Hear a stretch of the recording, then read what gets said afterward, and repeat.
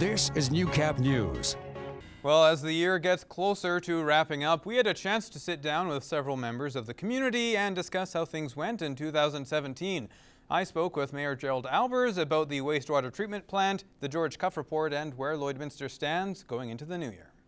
Well, thank you again for joining me, Mayor. And it's been quite a year, 2017. What was the focus from the council's perspective for 2017? I think 2017 was when we had the opportunity of being elected late in the fall of 2016 to get a chance to really get into City Hall and understand our role and responsibilities. We tackled a lot of things this year. It's been a very exciting year, certainly one that took a lot of commitment from the community as well as the staff as well as City Council, and I think we came together as a group very well this year in 2017. And what's the focus for 2018?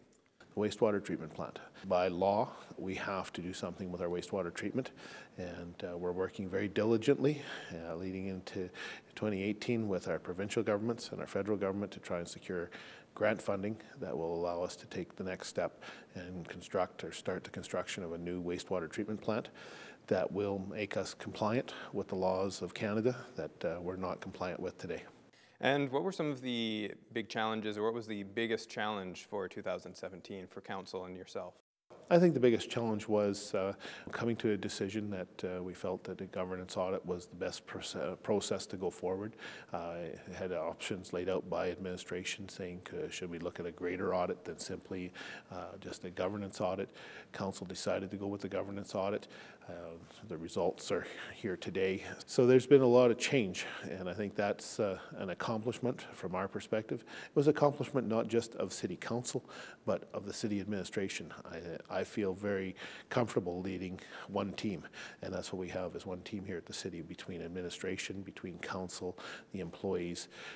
We're working well together, and I think that from the perspective we all know our jobs, I think that's the important part. It's often referred to in terms of fishing, we try and stay out of the weeds because that's not our job. I know we have people that are very qualified to ride Zambonis, to cut grass. We don't need to tell them how to do their jobs. We need to determine what direction and where those priorities are from governance, and that's what is working well so far to this point. So is that what that governance audit was to help you guys figure out, was the focus for policy, for how to govern more effectively? There was 16 recommendations that came out of the report, basically. We examined what was going on currently at the state when George Cuff came and did a state picture at that point. And based on George's experience, he understood very well the model that most people follow from administration and governance. And it gave us a very clear direction. It also gave administration some direction, and I think those were a breath of fresh air to the community. For 2018, what do you see the biggest challenge being for council? Well, I believe that we're still at a point that the community hasn't recovered from the drop in oil and gas. As we move into 2018, certainly economic development is high on our agenda. Developments always welcome, and I think that's the important thing. Lloyd is open for business. We are here. We've survived the worst. Now we're moving on to better times. Well, Lloydminster residents are hoping the warm December weather holds out this week when the 3rd annual Parade of Lights takes place Thursday evening at 7 p.m. Today was the official deadline for groups to register for the parade, but applications will be extended to Thursday morning. The event, which is raising money for UV blankets for the maternity ward at Lloyd Hospital, has already received $20,000 from Boundary Ford. Went from $650 the first year to donating to the Stollery Hospital in Edmonton. Last year we were able to donate $5,500, and this year we're over $20,000 already in sponsorship and donations. The route and post-parade festivities are the same as last year, but there are a few special additions to the evening. We've got some live horses that are going to be in the parade, so we haven't had that this year. There's possibly going to be a drum line from one of the schools this year, so we're pretty excited to see some people's creative designs. To learn more or register for a spot, visit the Lloydminster Parade of Lights Facebook page. Well, Christmas is a time of giving, but many families often struggle to afford presents. As we see in this week's edition of Retrospect, the community has been stepping up for decades to ensure everyone has a gift this Christmas.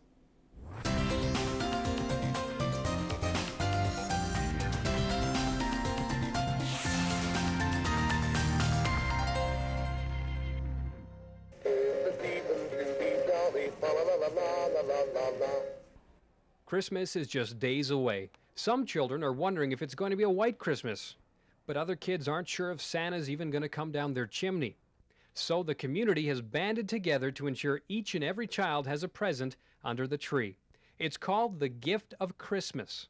We get people to bring in new toys and games for children who otherwise might not find a present under the tree. And then, of course, we go out and deliver them. Now into its 37th year, Gift of Christmas continues to help everyone have a happy holiday, but through that time, the type of gifts has certainly changed. I remember when I was a kid, you'd get like just the normal kind of classic Lego set, but now they have all these different kinds of ones like Star Wars and Batman and like City Lego and all this kind of stuff. So it's just so neat to see all the great toys that people find and that they bring in because they think a kid's going to absolutely love it on Christmas mornings. 2017 has been another successful year for Gift of Christmas, but none of it would be possible without Lloydminster stepping up to the occasion. The support we get from the community is absolutely incredible. I know, for example, if there's an age group that we really need toys for, like say boys between the ages of 8 and 12, if we say that on the radio station on Real Country, right away people will come in with a toy that they think is appropriate for that age group. That's all for Retrospect. This is Newcap Sports. It's not very often the Hillmond Hitmen and Lloydminster Bandits play against one another. After all, Hillmond is a senior hockey team while the Bandits play Junior B. But the rare occasion has happened twice over the last 2 years, and as Lance Phillips reports, the occasion is for the best reason possible. Hillmond is a community with a population of less than 100, but that doesn't stop it from rallying together to help its own. Sunday, the Lloydminster Junior B Bandits and Hillmond Hitmen came together in another incredible fundraising effort for the family of Roberta Mills and Ryan Harbin. Efforts that are well received since Harbin's cancer diagnosis in October of 2016. They've spent a lot of time setting this up for us and for the other causes as well, and it's overwhelming. And besides all the support that's coming from it, it's just so encouraging as a family to see that camaraderie and people sharing a burden that's pretty tough some days. It's care. When somebody's hurting, the community just has a way of coming together and supporting their neighbors. I think it's probably common to a lot of small communities actually. So I think we're just like a lot of communities. When somebody's hurting, you come together and do what you got to do to wrap your arms around them. It's the second time in as many years the two teams have played together to help those in need. Last year, the community raised thousands of dollars shortly after Brenda Stansfield was diagnosed with cancer. You just kind of expect it from a community like this, whereas families in need, they're always going to come together. It's a community itself, it's basically a family in Hillmond. It's just what they do. It's just how it is. That kind of really touched us deep, and I think it stays in the hearts of the guys. And now, with the Harbin family, we had their little 5-year-old boy come through our dressing room with one of our jerseys on. How did you enjoy dropping the puck? Good. Was it fun? Yeah. Yeah? What did you like most about it? Being with the big kids. Being with the big guys. Beyond the initiative's goal of raising money, it's become clear just how much affected families appreciate the hard work of the Hillmond community. It's overwhelming in such a good way, and it's just such a great feeling. And when it's at Christmas time, it's even more special. You go into it the same way as it was last year. It's a tough time of year right now, and for other families, it's just the same as what I went through last year. So I'll come here every single year and help a family out if that's what I have to do. Lance Phillips, Newcap Sports. Earning a high standing at regular season's end is a priority for most hockey teams because it's rewarded with coveted home ice advantage. And it makes sense. Having a rink full of your own fans can pay dividends in playoffs, but it also helps during the regular season. Look no further than the Lloydminster Junior A Bobcats, who have 9 of their 11 wins at home. And on Monday, they announced an initiative that should give them an advantage in late January. Lance Phillips has more. We're very excited to announce our first annual Hockey Hooky Day, which is going to take place on Wednesday, January 24th. Hockey Hooky Day, a first of its kind in Lloydminster, and for 1,400 grade 3 to 6 students from the Lloydminster Public School Division, A chance to watch many of their idols up close at the Civic Center when the Bobcats take on the Sherwood Park Crusaders. You know, the reality is there's, you know, of the 1,400 kids that are going to be there, there's probably 300 or 400 that have been to a game, but there's also 1,000 that haven't. And so, you know, to get to watch that at an elite level and you know, to get to watch some of the local Lloydminster boys on the ice is going to be pretty special. You know, really, it's going to be an opportunity to bond together as classes and as a school to make it a school-wide event. It's a huge field trip for us to go on.